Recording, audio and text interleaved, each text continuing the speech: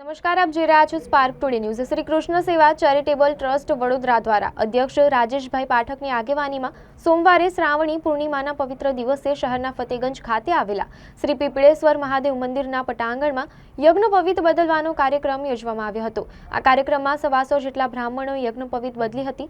આ કાર્યક્રમમાં પંડિત ચંદ્રપ્રકાશ શાસ્ત્રીજી દ્વારા શાસ્ત્રોક્ત વિધિ અનુસાર બ્રાહ્મણોને સૂર્યદેવ સમક્ષ મંત્રોચ્ચાર સાથે યજ્ઞોપવિત બદલાવી હતી। દર વર્ષની જેમ આગામી જાન્યુઆરી માસમાં ભાગવત સપ્તાહનું આયોજન કરવામાં આવનાર છે। સાથે જ એક કન્યા વિવાહ યોજી કન્યાદાનનો સંકલ્પ પણ રાજેશભાઈ પાઠક દ્વારા કરવામાં આવ્યો છે। દર શનિવારે ફતેગંજ સ્થિત પીપળેશ્વર મહાદેવ મંદિર ખાતે શ્રી કૃષ્ણ ચેરિટેબલ ટ્રસ્ટ દ્વારા રાજેશભાઈ પાઠકની અધ્યક્ષતામાં સુંદરકાંડ તથા પ્રસાદીનું આયોજન કરવામાં આવતું હોય છે। સાથે સાથે આ ટ્રસ્ટ દ્વારા તાજેતરમાં શહેરમાં વરસાદી પાણી ભરાતા અને જરૂરિયાતમંદ લોકોને ભોજન, રાશન તથા તાડપત્રીનું વિતરણ કરવામાં આવ્યું હતું। ટ્રસ્ટ દ્વારા દર વર્ષે જરૂરિયાતમંદ પરિવારના બાળકોને નોટબુક વિતરણ કરવામાં આવે છે। સાથે ધાર્મિક યાત્રા, ભાગવત સપ્તાહ સહિત અનેક ધાર્મિક અને સામાજિક કાર્યો કરવામાં આવી રહ્યા છે। આ કાર્યક્રમમાં આયોજક રાજેશભાઈ પાઠક, BR મિશ્રા, ઓમકાર તિવારી, રાકેશ શુક્લા, અખિલાનંદ ત્રિપાઠી, અમિત પાંડે, રાજેશ તિવારી, ચંદ્રપ્રકાશ પાંડે તથા પાર્શનાથ પાંડે તથા રાજેશભાઈ મિશ્રા સહિતના આગેવાનો ઉપસ્થિત રહ્યા હતા।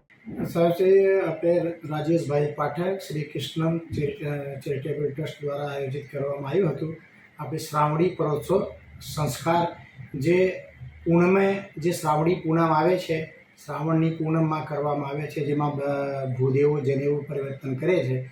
એ કાર્યક્રમ રાખવામાં પીપળેશ્વર મહાદેવ ફતેગંજ વડોદરામાં રાખ્યું છે, જેમાં શ્રી કૃષ્ણ સેવા ટ્રસ્ટના લોકો અને અન્ય તમામ વડીલો બધા જનેવું પરિવર્તન કરવા માટે આવ્યા હતા। લગભગ 100 થી 125 માણસો હતા।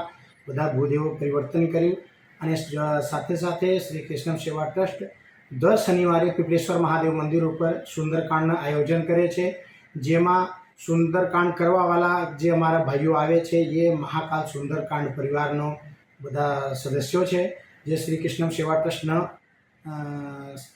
આયોજનમાં કરે છે। અને દર સોમવારે પીપળેશ્વર મહાદેવ મંદિર ઉપર સાંજે લગભગ આશરે 8 વાગે હવન કરવામાં આવે છે।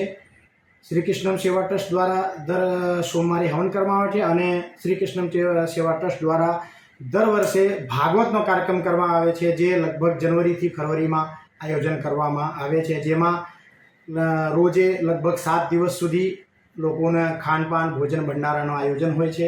એમાં બધા બ્રાહ્મણ, ભૂદેવો, ગરીબ જે પણ આવે છે એના માટે જે શ્રી કૃષ્ણ સેવા ટ્રસ્ટથી બને છે એટલું દાન પણ કરે છે, એની વ્યવસ્થા કરે છે, એની ભોજનની વ્યવસ્થા કરે છે।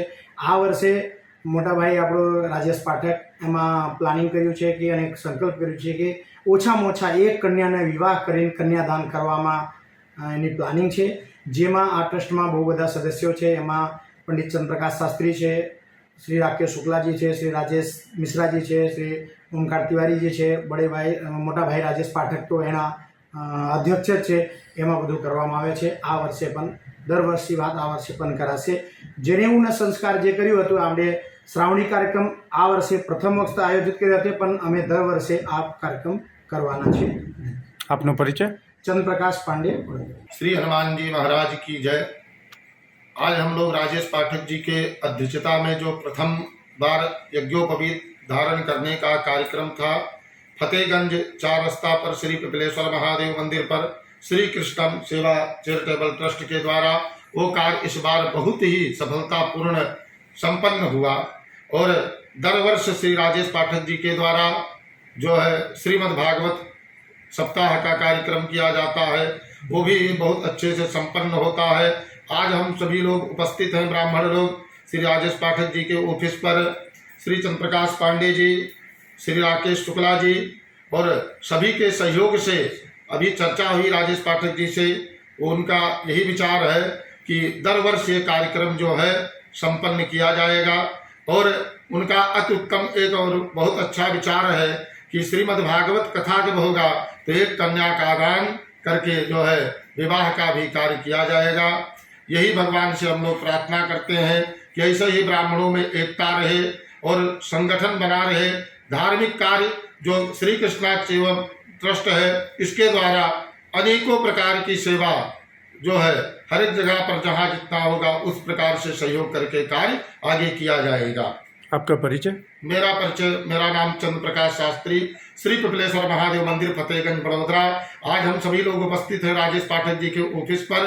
अभी उनसे चर्चा हुई और चंद्र प्रकाश पांडे जी, राकेश शुक्ला जी, सबने यही विचार किया है कि इस बार श्रीमद् भागवत सप्ताह जब रखा जाएगा तो एक कन्या का जो है कन्यादान करके विवाह का भी कार्य संपन्न किया जाएगा। ऐसा जो है अभी राजेश पाठक जी ने कहा है और अनेकों जो मानवता या मानव की सेवा है वो भी इस ट्रस्ट के द्वारा आगे करने के लिए संकल्प सभी लोग ले रहे हैं और सबको भगवान समर्थ करें और सद्बुद्धि दें। आगे ऐसा राजेश पाठक जी के द्वारा सभी ब्राह्मणों के द्वारा ऐसा कार्य होते रहे। सियापति रामचंद्र भगवान की जय। योगपति का पूनम के दिन, योगपति सोमवार के दिन हम लोगों ने किया है जनेऊ का। बहुत अच्छा दिन था उस दिन, इसलिए जनेऊ का आयोजन किया गया है। कितने ब्राह्मण उपस्थित रहे थे? 100 जितने ब्राह्मण इकट्ठे हुए थे। आगे क्या कार्यक्रम आयोजित करेंगे? अब अगले साल जब भागवत होएगी उसमें कन्या का कुछ एक विवाह करना है, महाराज जी ने भी बोला है, तो अपने कन्या का विवाह करने का रखा गया है। ये ट्रस्ट द्वारा और कौन कौन सी प्रवृत्ति की जाती है? सामाजिक है, धार्मिक है? इसके द्वारा हम लोग जहाँ भी जो गरीब है, अभी बारिश हुआ उसमें हम लोगों ने सब बांटा है। गरीबों को हम लोग दान पुण्य जो भी होता है, जो हमारे ट्रस्ट से होता है, जहाँ मालूम पड़ता है वहाँ हम लोग जाके सहयोग करते हैं। आपका परिचय? राजेश पाठक।